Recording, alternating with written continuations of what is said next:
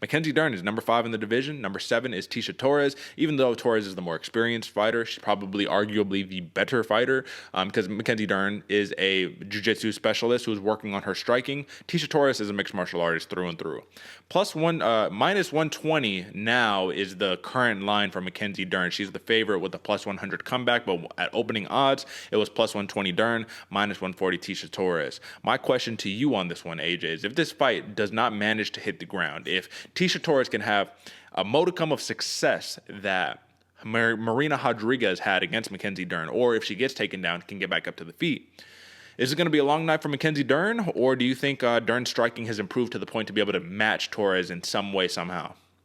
Match Torres? I don't think so, brother. I don't think so. Tecia Torres is one of my favorite female fighters, man. She's got hands. She's got speed. She's quick. She has great head movement. Will she be able to match it? I don't think so. But I do think Mackenzie Dern's hands have gotten better.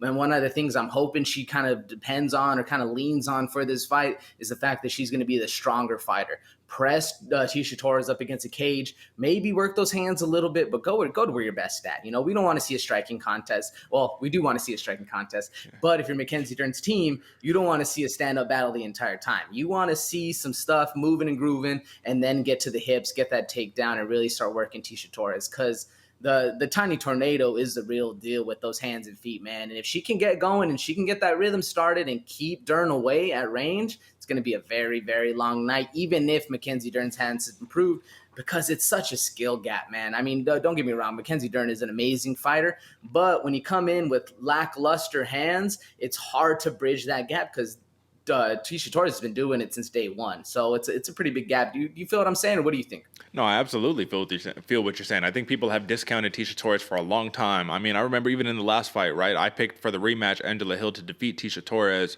And Tecia Torres just made easy work of Angela Hill. Like, it was nobody's business, man. And we can't forget that Tecia Torres, 4 of her 5 career losses are to fighters who have either held a UFC title at one point in their career, right? That's crazy. All 5 of them. So Marina Rodriguez is the one loss, I believe. Marina Rodriguez is the one loss to a fighter who has not held a title in their career. The other ones, Weili Zhang, Joanna Jędrzejczyk, Jessica Andrade, and Rose Namajunas. If those are your losses and they're all champions, so she fought them before they were champions, but they all became champions at one point in their career, it goes to show that you are arguably a top 5 fighter. Like, legit. Like, I'm not talking about rankings or anything like that. I'm saying legitimately you are like a top 5 fighter in the world. Yeah, if you can't get past the title, okay, whatever. But you know that those are the only people who could beat you, or the people who do ascend to the title, right? So it's the same. It's the equivalent of someone being like, oh, my team lost for football. My team lost in the playoffs, but the team that beat them won the Super Bowl. So it goes to show it's not like you're a slouch by any stretch of the imagination. Tecia Torres also has an anti-submission ground game, man. Her ground and pound to a degree. I think she can get caught up because, believe it or not, Angela Hill, and I think she wasn't as worried because Angela Hill's a striker, right? Angela Hill came out and threw some jiu-jitsu on Tecia Torres in her last fight, man. She took the back. She got quarter mount. I think she got 3/4 mount. She took the back, had some hooks in, had her in some spots, never in threat of a real submission. But Mackenzie Dern is one of those where she gets you in those spots, there might not be any coming back. So that's my worry. For Mackenzie Dern, when I pull it up, Mackenzie Dern by submission is plus 175. So people think that, or the odds makers, I should say, think that this is a legitimate possibility. Now, if you had to guess right now, AJ, without taking any looks, how many times has Tecia Torres been submitted in her career? If you had to guess. 3. 0. Never. Has she ever been knocked out? Never. She's never been finished in her MMA career, brother. And I just named off the hit list of her losses. Those aren't just the wins. Those are the losses, right? Now, her last 5 haven't been too hot, right? You have Brianna Fortinho. You have Sam Hughes, right? I mean, the only stoppage that Tecia Torres has gotten of recent date is Sam Hughes. So, I mean, she's, UFC kind of newcomer, right? She's a very good prospect, but that's not what we're looking for. Now, for Mackenzie Dern, Nina Nunez, first-round armbar. Randa Marcos, first-round armbar. Hannah Cyphers, first-round knee bar. You know what I'm saying? Like, she has a lot of first-round finishes. If I'm looking at it correctly, Dern has won 7 of her 11 wins via submission, and let me see. I thought I had it. Basically, she has a lot of first-round submissions. And when I was looking it up, like, the majority of her submissions are in the first round.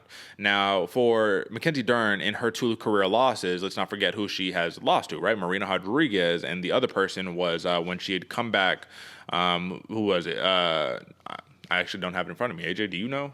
Pull it up real fast. No. I only have the Marina Rodriguez. Let me just pull it up real fast just so I can see, because this is important. It looks like her only other loss, you remember that, Amanda Hebos, right? So Amanda Hebos and Marina Rodriguez. Those are your only losses in your MMA career. And it's not like she hasn't fought anybody, right? She fought Amanda Cooper, like I said, Cyphers, Marcos, Jandaroba, Nunez, all that fun stuff, man. So, I mean, I think that Mackenzie Dern has a submission chance in this one, but if this fight stays on the feet, this is Tecia Torres all day, man.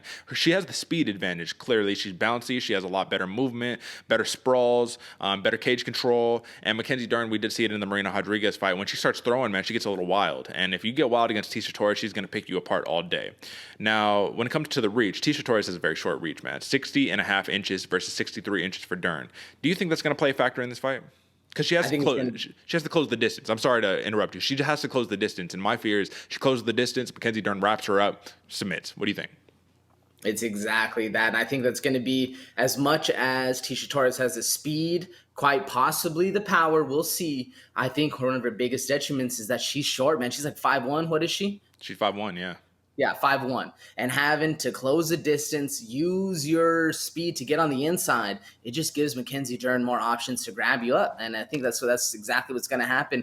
We're not going to be able to see Tecia Torres maintain the distance from the outside. She's going to have to get on the inside, get herself in a little bit of a danger spot to be able to do her best work. And in order to do her best work, it's also playing into Mackenzie Dern's hands, man. I think this is one of those matchup styles where we're going to see favored Dern a lot more.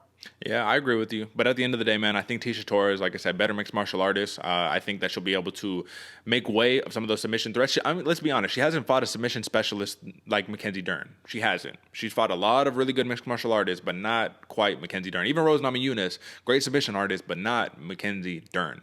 Tecia Torres to win by points is plus 135. So instead of taking that minus 400 or where she's at right now at plus 100 in the live line, throw $25 on the plus 135 line, and you're making back about $33.75. So I like that for Tecia Torres. I'm going to pick Tecia Torres, and I'm going to do it in her conventional methodology.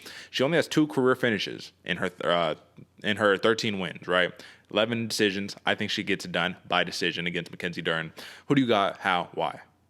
Man, I'm going with Dern, man. I'm rocking with the submission. And I do think Tecia Torres is the more well-rounded fighter, but that doesn't always mean that well-rounded fighter wins in MMA. I'm going with the specialist. I'm going Dern. I'm going submission early, man. I'm going submission round 1.